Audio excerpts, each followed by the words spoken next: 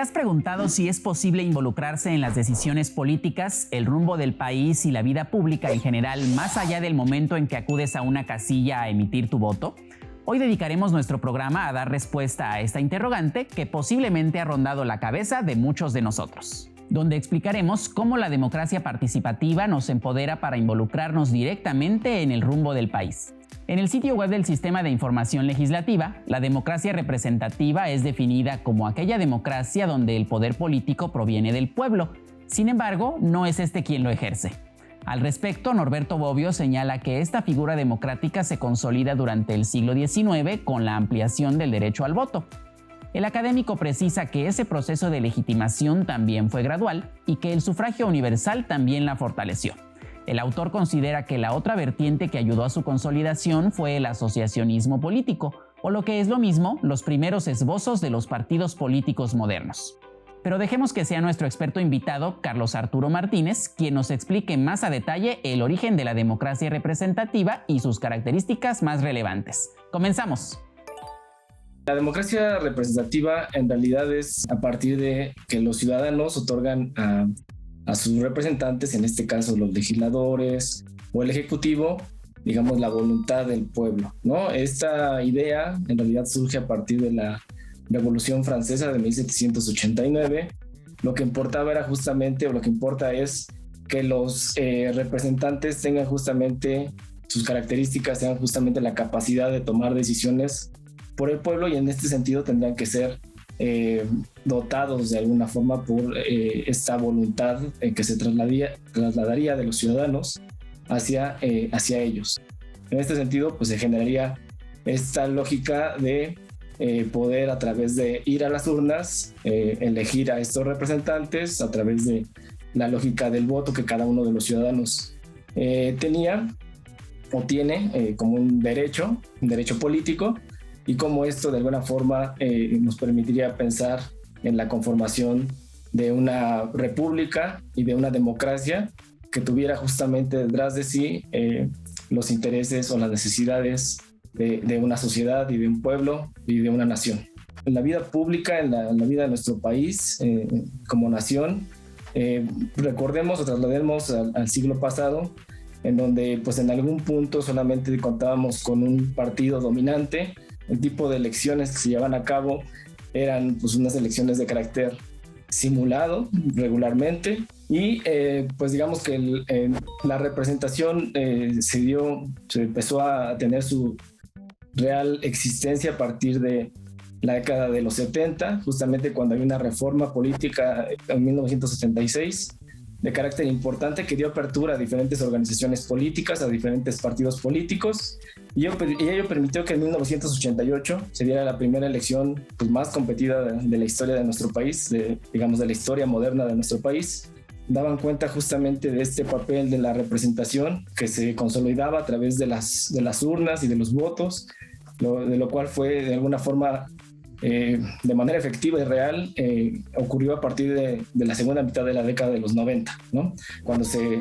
constituye y se consolida la institución que es el Instituto Federal Electoral, que se le da atribuciones de autonomía, de independencia, y que de alguna forma se pueden organizar elecciones de manera más transparente, de manera más democrática. Es a partir de este cambio político que se da en los hechos y también en la vía institucional, como ya mencionaba, que podemos entrar, digamos, a diferentes reformas políticas que han sido importantes, que tuvieron que ver con la Suprema Corte de Justicia, con los derechos humanos. En realidad, la puesta en juego de la democracia representativa en nuestro país dio cauce justamente a tener, digamos, este espacio de más democracia, ¿no? Que no se queda y no se limita a ello, pero de alguna forma, por eso en América Latina y también en México, se dice que a partir de la década de los 90 entramos justamente a un periodo de transición a la democracia, ¿no? Es decir, generar estos espacios institucionales de carácter electoral para que los ciudadanos puedan depositar sus votos y a su vez decidir quiénes serán los representantes en los diferentes espacios de toma de decisiones que principalmente pues, corresponden al Ejecutivo y al Legislativo, pero que también a su vez ellos generan mandatos para establecer cómo se generan las políticas públicas y cuáles son los tintes de estas políticas públicas que desde luego son responsabilidad del Estado, de las decisiones de carácter público pues en nuestro país, ¿no? Este sería de alguna forma la contribución que da el papel de la democracia representativa a inicios de los 90, que trasciende de alguna forma hasta nuestros días. Digamos, la democracia representativa sigue siendo un modelo vigente, porque seguimos teniendo pues nuestras elecciones recurrentes, tenemos instituciones electorales y tenemos desde luego pues el interés de los ciudadanos también para apoyar candidatos, para poder incidir y participar a través de los procesos de elección de estos candidatos. Recapitulemos un poco las características de la democracia. Encontramos que la democracia representativa es la responsabilidad civil y social de ejercer el derecho al voto, lo cual se vuelve un garante de que la democracia representativa funcione. Otra de sus grandes características es la existencia de partidos políticos. Para este caso, los partidos políticos se conforman por ciudadanos que representan intereses e ideologías de sectores específicos de la población y que se constituyen como organizaciones legales. Por último, podemos mencionar una característica relevante más, que los candidatos adscritos a organizaciones políticas adquieren beneficios propios de organizaciones formales. Ney López, político de origen brasileño, es una de las muchas personas que advierten el daño que la corrupción puede hacer a cualquier tipo de democracia y al respecto señala que desde la perspectiva de los derechos humanos, la corrupción funciona como uno de los mayores obstáculos para el cumplimiento de los derechos humanos. Para dimensionar lo que plantea, explica que los sistemas políticos corruptos niegan el derecho fundamental a la participación democrática, que la corrupción en el sistema judicial niega además el derecho a la igualdad. Las garantías judiciales planteadas por instrumentos internacionales de derechos humanos. Además de ello, menciona que la corrupción en la función pública pone en riesgo el derecho a la vida. Por ejemplo, cuando se niega asistencia médica a personas enfermas o cuando permite la construcción de inmuebles, edificios o servicios de transporte público defectuosos. Para este político, la corrupción también puede asociarse a crisis de gobernabilidad, ya que una práctica malévola de la compra de votos o el reparto de dádivas a sectores de la población altamente marginados y las falsas promesas llevan a una grave deslegitimación de los poderes públicos y del Estado. Esto, a su vez, desencadena una fuerte crisis de gobernabilidad.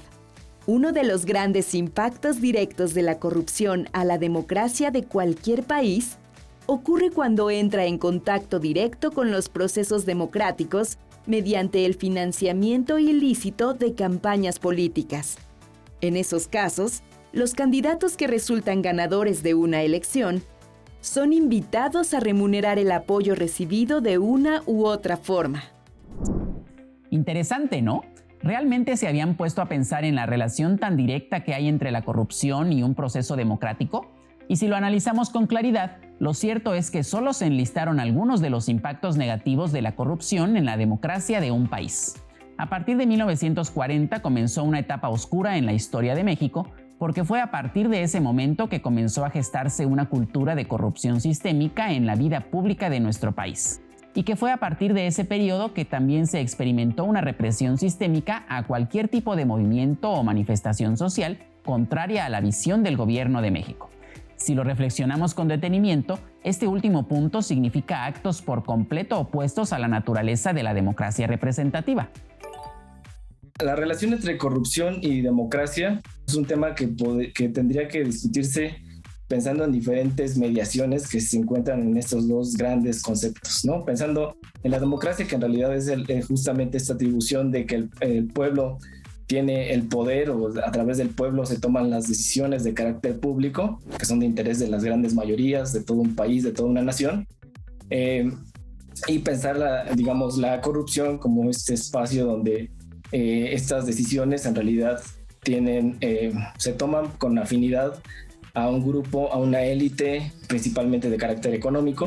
Sería importante decir que no solamente en la democracia hay corrupción, sino también en los gobiernos autoritarios, y esto en realidad ocurre como un fenómeno donde justamente los ciudadanos no tienen tanta capacidad de tener respuesta por parte de sus representantes, ¿no? Es decir, donde no hay transparencia, donde también el poder se concentra igualmente en pocos grupos políticos, donde no hay claridad sobre la forma en la que se aplican las leyes, donde no hay claridad en la manera en la que se aplican los recursos públicos en proyectos de carácter que son de interés general, la inversión en salud, la inversión en educación, la inversión en diferentes espacios de la sociedad que son relevantes, digamos, para tener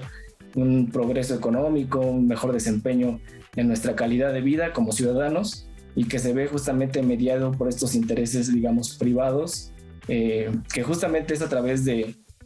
financiamiento a veces del carácter público sobre algunos partidos o sobre algunos candidatos políticos, que se filtra justamente este tipo de intereses particulares, ¿no? Es decir, los representantes en la democracia lo que pretenden es justamente hablar a la voz del pueblo. En la medida en que la corrupción interviene, digamos, en los intereses generales, pues desde luego el sentido del político, que es el ser representante de un sector de la sociedad o de la sociedad en general, pues en realidad se pierde, ¿no? Se pierde esta noción, esta virtud que en un sentido normativo, es decir, en un sentido de lo deseable, se esperaría que estos representantes pues hablaran a la voz del ciudadano, a la voz del pueblo, pero en la medida en que la corrupción se filtra, digamos, en los intereses del pueblo, pues desde luego que no se hace efectiva la capacidad para poder solventar los problemas ni las necesidades sociales que tiene una sociedad. La corrupción opera como un mecanismo que requiere o que revitaliza digamos, el accionar de los ciudadanos para poder participar, ¿no? Justamente cuando vemos que los actores políticos, que son nuestros representantes, no están ocupando la responsabilidad que nosotros les hemos otorgado a partir de los votos, es decir, que apelen a la voluntad general. En ese sentido, es necesario que la sociedad se involucre más en la política, ¿no? En este sentido, pues uno de los mecanismos principales es pues exigir la rendición de cuentas a nuestros gobernantes, pero en realidad pues hay múltiples formas en las que la ciudadanía se puede involucrar para poder generar participación y hacer efectiva la representación, o también para poder no solamente hacer efectiva la representación, sino también para poder incidir de alguna forma en la toma de decisiones de carácter público, hacer que los gobernantes cumplan y satisfagan los compromisos por los cuales fueron colocados en los cargos públicos, y también que la ciudadanía además se involucre en las políticas públicas, en la forma en la que se implementan, en la forma en la que se diseñan, en la forma en la que se llevan a cabo, ¿no? Entonces estaríamos hablando de 3 dimensiones donde los ciudadanos tendrían un papel muy relevante en términos de poder atemperar, digamos, el sentido que tal vez la corrupción pueda generar en torno a los representantes políticos. Una es permitir la rendición de cuentas de los gobernantes, la otra es generar justamente incidencia en las políticas públicas a través de la formulación, a través de la implementación, y una tercera sería pues generar de alguna forma este espacio de mayor incidencia en la toma de decisiones, ¿no? Esto sería más bien en el carácter legislativo, ¿no? Que tiene que ver con las políticas, con las legislaciones, con las reglamentaciones y con el seguimiento también de estos espacios de toma de decisiones. De acuerdo con el texto Democracia Participativa, las bases conceptuales, de Alberto Javier Olvera Rivera, el concepto surge en la década de los 80 del siglo pasado, aunque no descarta sus orígenes más remotos, y alude a un modelo ideal de la democracia que considera el debate público de ideas abierto a la intervención de todos los ciudadanos. Para el autor, el sustento de la democracia participativa tiene antecedentes en el pensamiento liberal, que asume al individuo como base de la sociedad y que antepone los intereses de las personas por encima del interés de las instituciones públicas y privadas. El autor hace énfasis en las carencias de la democracia representativa frente a la participativa, y al respecto señala que la elección de un representante es un ejercicio estratégico acotado en sus alcances, donde la participación ciudadana se circunscribe al ejercicio del voto. En resumen, podemos decir que la democracia participativa, en términos sencillos, es aquella que involucra a todas las colectividades en el ejercicio político. El autor la define como un proceso en continua expansión que debe abarcar empresas, instituciones, poderes del Estado y el mundo de las asociaciones. De igual forma que ha ocurrido con toda ideología que se establece como método de gobierno a lo largo de la historia, la democracia participativa no surgió de la noche a la mañana, sino que se fue moldeando a través del tiempo conforme se alimentó de la ideología de diversos actores políticos. A continuación, te mencionaremos algunos de ellos y sus aportaciones. Juan Jacobo Rousseau aportó a la democracia participativa el concepto de voluntad general, el cual postula la máxima expresión del interés colectivo por encima de los intereses individuales. Jürgen Habermas, a través de la teoría crítica, aborda el desarrollo de las distintas versiones de la deliberación, el desarrollo de conceptos de espacio público y sociedad civil que de manera indirecta sumarían a la construcción de democracia participativa. A su vez, el profesor en teoría política, C.B. Macpherson, quien fue un crítico del liberalismo clásico y la democracia liberal, planteaba la idea de democratizar verdaderamente al Estado y los partidos políticos a través de la cada vez mayor participación ciudadana. Hablando de su desarrollo contemporáneo, Carol Pittman, al realizar una crítica de la teoría liberal, terminó por aportar a la construcción moderna de la democracia participativa. La autora señala que la separación liberal de la sociedad civil y el Estado es un error, ya que en la práctica el Estado se encuentra correlacionado con la construcción de las desigualdades y, por tanto, su carácter de poder imparcial es falso. Por su parte, Evelina Danino, Alberto Olvera y Aldo Panfichi, en su texto La disputa por la construcción democrática en América Latina, sostienen que en América Latina se construyó un proyecto participativo que no se encuentra concluido, sino que en realidad se trata de una aspiración compartida que se enfrenta a múltiples obstáculos sistémicos. No obstante, aporta conocimiento y experiencia al mundo. Por ejemplo, el presupuesto participativo. Si algo hemos aprendido a lo largo de esta temporada de Conciencia Histórica es que no hay filosofía, corriente de pensamiento o forma de gobierno que nazca de un día para otro, y la democracia participativa, como acabamos de ver, no es la excepción. Pero antes de entrar de lleno al rol de la juventud en la democracia participativa, es necesario explicar que en México la relación entre ambos comenzó con la democratización del poder, que se experimentó a partir de 1988 con la renovación del Ejecutivo Federal. Al respecto, José René Olivos Campos, en su texto La democracia participativa en México, señala que con el fin del partido hegemónico se abrió paso a la alternancia y la competitividad en la renovación del poder público a escala nacional, y que más allá de eso se trata de una figura política con sustento jurídico a través de las candidaturas ciudadanas independientes, que se fortalecen en un contexto donde el sistema pluripartidista enfrenta una crisis de credibilidad ciudadana, principalmente entre el sector más joven de la población. Las figuras que regulan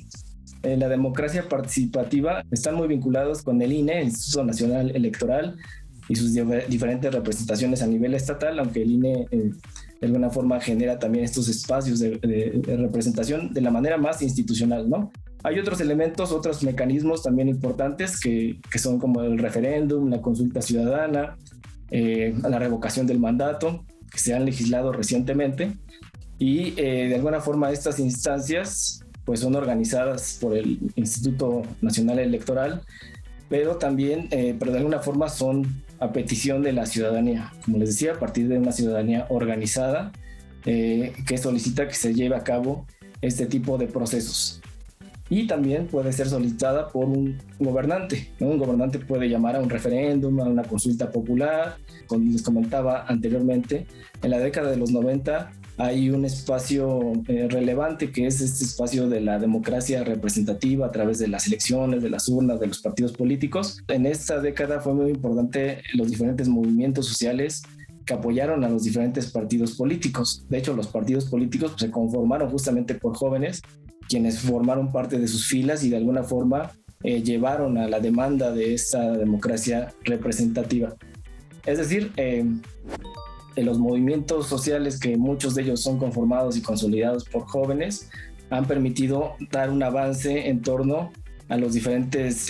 derechos políticos, ¿no? Y son, desde luego, los espacios de democracia participativa, estos que señalaba, que tienen que ver justamente con el exigir y rendir cuentas por parte de los gobernantes a la ciudadanía, el tener también la forma de incidir en la toma de decisiones, pero también incidir en la forma en la que se ponen en práctica esas decisiones, es decir, a través de las políticas públicas, que tenemos este espacio de confluencia donde, pues digamos, una masa crítica importante de jóvenes se ha involucrado. El involucramiento de los jóvenes se ha dado también a través de las redes sociales. Y bueno, esto diríamos, bueno, esto es participación política, esto es participación ciudadana y esto contribuye a la democracia participativa. Pues en realidad sí, porque si estamos pensando en que también la democracia en términos de participación ocurre en la esfera pública, es decir, en ese espacio donde se discuten y se debaten los temas que son relevantes para una nación, para un país, es en ese espacio donde de alguna forma podemos incidir también y decidir sobre cuáles son los temas que los gobernantes van a atender, cuáles son los temas que tendrán que discutirse, cuáles son aquellos a los que se tendrá que destinar un presupuesto. Es decir, aunque el mecanismo no es un mecanismo institucionalizado, el del tener acceso a Twitter o otras diferentes redes sociales y generar opiniones y generar debate público, creo que también ese es un espacio donde se puede incidir a partir de estas discusiones. Desde luego, la idea de la discusión en el sentido público tiene que ser un espacio donde podamos tener la capacidad de escuchar al otro, ¿no? Y debatir con él. No es una cuestión de confrontación de polaridades, sino también es una cuestión de poder ser sensible a las opiniones, a las posiciones, a la ideología del otro y poder entender y poder discutir y también poder, desde luego, defender nuestros planteamientos, nuestros posicionamientos, siempre en un espacio de debate y de diálogo, ¿no? Y eso en realidad fortalece mucho nuestra democracia en términos generales. Desde luego, la democracia participativa se ve ahí muy bien retratada y que después, desde luego, puede trascender a las diferentes vías y mecanismos institucionalizados que requieren, desde luego, el involucramiento para la organización, el involucramiento para la participación, para la toma de decisiones, para el ejercicio de los derechos, para las solicitudes de información. Es justamente en estas diferentes versiones de participación que pues requerimos todos los ciudadanos, pero en especial los jóvenes que de alguna forma tendrán que incursionar en esta vida, digamos, pública, tener un papel, digamos, relevante para que nuestra sociedad y nuestro país pues tome el mejor curso y de alguna forma también vea reflejados los intereses que son propios de los jóvenes. Carlos Alberto Piña Laredo señala que los tiempos modernos exigen una revisión teórica del pensamiento político para orientarlo hacia las formas que regulen la participación ciudadana en la toma de decisiones. Como él, existen muchas otras voces que señalan la relevancia de la democracia participativa para reivindicar y hacer realidad la búsqueda del bienestar social. Y para alejarse de la crisis que originó la democracia representativa en el imaginario social, que se encuentra en una etapa de descontento hacia la política, es necesario que la juventud se involucre más en la vida política nacional. Como señala nuestro experto, es la juventud la que está marcando la dinámica de cambio en el acontecer político nacional y global. De ahí la importancia de que se entienda que el pasado no ha pasado, sino que se encuentra vigente, pero en constante evolución. Llegamos al final de nuestro programa, donde entendimos qué es la democracia participativa, cómo surge y evoluciona a través del tiempo. Agradecemos la participación de nuestro invitado. Soy Rodrigo Hidalgo y los espero en el próximo programa.